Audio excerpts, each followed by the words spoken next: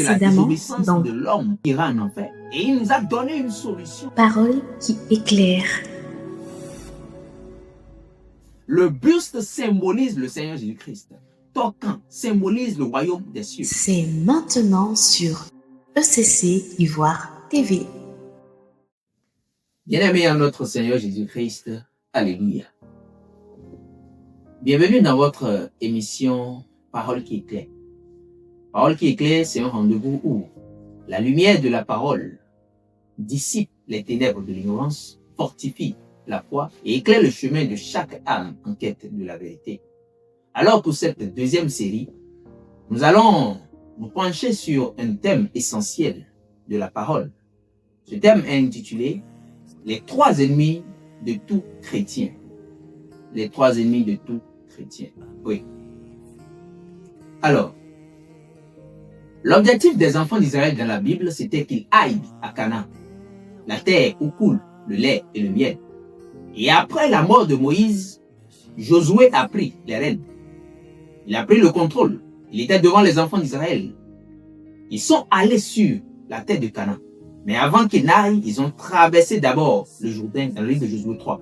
Traverser le Jourdain symbolise les eaux du baptême. Aller sur la terre de Canaan symbolise devenir chrétien.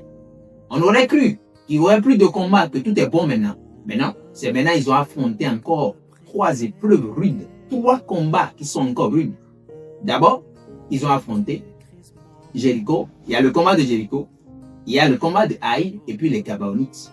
Quand on parle de Jéricho, ça symbolise odeur, senteur. Ce qui frappe l'odorat et ce qui attire. C'est ce que signifie plutôt Jéricho. Et quand on parle de Haï, c'est une petite ville.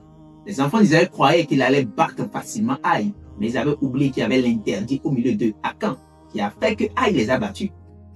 Et quand on parle des Gabaonites, ce sont un peuple, un petit peuple, qui a usé de ruses pour entrer en eux et pour les détruire. Donc, quand on parle de Jéricho, Jéricho symbolise le monde. Haï symbolise la chair. Et Gabaon, quand on parle des Gabaonites, ça symbolise le diable. Alors, tout chrétien debout a toujours trois ennemis. Le monde, la chair et puis le diable.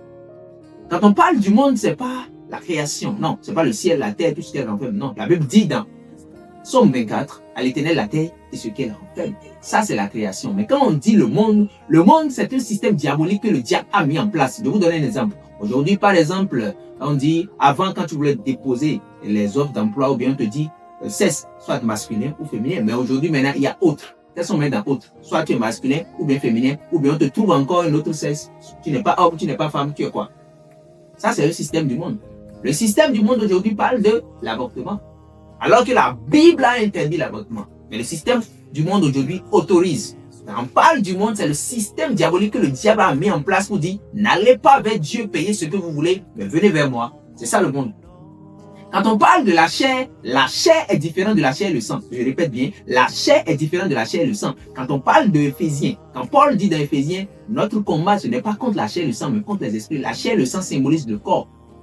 Quand on prend les arbres sont seulement constitués de corps, les animaux de corps et d'âme, mais l'être humain est composé de corps, âme et esprit à trois dimensions. Donc quand on parle de la chair, c'est pas le corps humain. La chair, c'est le moi, le je.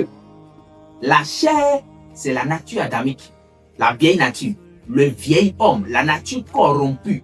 Parce que le diable, lorsque on a créé le premier homme, lorsque Dieu a créé le premier homme, Adam, le diable a fait tomber le premier homme qui a engendré des hommes déchus. Et nous sommes nés avec la déchéance. Nous sommes nés en étant des opposants, des hommes déchus.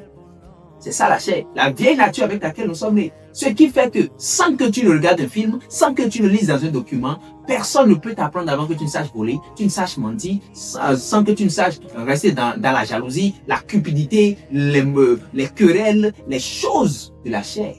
Vous voyez, c'est ça la chair. Mais quand on parle du diable, nous savons tous, nous connaissons tous l'esprit le plus méchant du monde, c'est lui. Donc les trois ennemis d'un chrétien, le monde, la chair et le diable. Maintenant, comment vaincre le monde? Pour détruire Jéricho entre-temps, qu'est-ce que les enfants d'Israël avaient fait?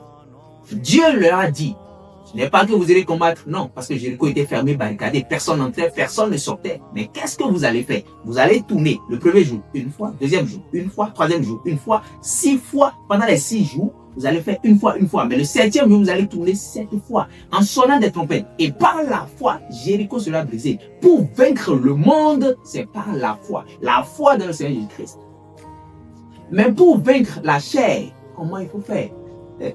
Voilà encore une erreur que beaucoup de personnes commettent. Pour eux, l'ennemi le plus redoutable, c'est le diable. C'est faux. Non. Quand tu deviens chrétien, ton ennemi, l'ennemi le plus redoutable, c'est pas le diable. Non. Le diable a été déjà vaincu à la croix. Le chrétien ne combat pas pour la victoire, mais marche dans la victoire. Donc ton ennemi redoutable, c'est pas le diable. Non. L'ennemi redoutable de tout chrétien, c'est la chair. Le moi. Tu peux aller à l'hôtel avec le moi. Tu dors avec le moi. Tu manges avec le moi. Ton moi, là. Tu dors avec ça. Tu manges avec ça. L'ego de l'homme, c'est ça l'ennemi principal de l'homme. C'est pas le diable. Le diable a été déjà vaincu. Mais même quand tu demandes à un petit chrétien, un enfant maintenant, un enfant, tu lui demandes qui a donné sa vie à Jésus. Mais qui est ton ennemi, va te dire le diable. Même les grands. Qui est ton ennemi? Le diable. Non, ton ennemi c'est toi-même. Lui, il a déjà été vaincu. C'est une erreur grave. Et nous tournons vers lui tout le temps, le diable. Non, mais nous-mêmes, nous oublions. Ouais, pour vaincre la chair, ce n'est pas la prière. Non. Paul dit dans Romains 7, verset 18, non, la chair ne peut pas être soumise à la loi de Dieu. Non, pour vaincre la chair, ce n'est pas lire la Bible. Non, tu ne peux pas. Pour vaincre la chair, mais c'est quoi? Tu dois mourir. Tu dois mourir.